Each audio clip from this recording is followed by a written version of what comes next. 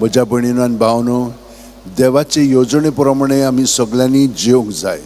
ताणें आमकां प्रत्येकाक एक एक कार्य ताच्या कुडींत करूंक निवडलेलें आसा आनी तें करूंक तो आमकां आपल्या मार्गान दाखयता, आमचे कडेन उलयता. जशे भशेन फ्रांसीस de असिसी कडेन तो उलयलो स्वप्नांतल्यान, दर्शनांतल्यान, आनी ताचें मागीर जिवीत ताणें जेजूच्या एकवटान सारलें. कशें सारलें? पवित्र पुस्तक तो सगलो वाचतालो आनी पवित्र पुस्तकांत बरयल्लें आसा जेजूच्या शिकवणे प्रमाणे तो आपलें जिवीत सादतालो. तेच भाशेन आमी सारया. नाजाल्यार पयले वाचपान पळयल्या ते प्रमाणे आमचेरूय आमी ओद्रूश ओडून घेतल्या. देव आमकां वायट करिना, आमीच आमचेर तें वायटपण ओडून घेता. कित्याक देंवचार आमकां फुसलायता, फसयता आनी मागीर आमकां हेमकोणान घालता.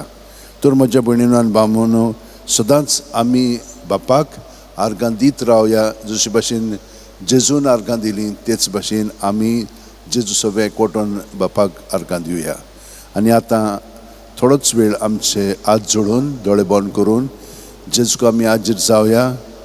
आनी तो आमचे सवे बापाक ही सगळी मागणी आनी सगळें उबारता तितलेंय आमी ताका उबारया. जेजू सवे आनी बापाचे मोहिमे पासून आमी जियोया. आमेन.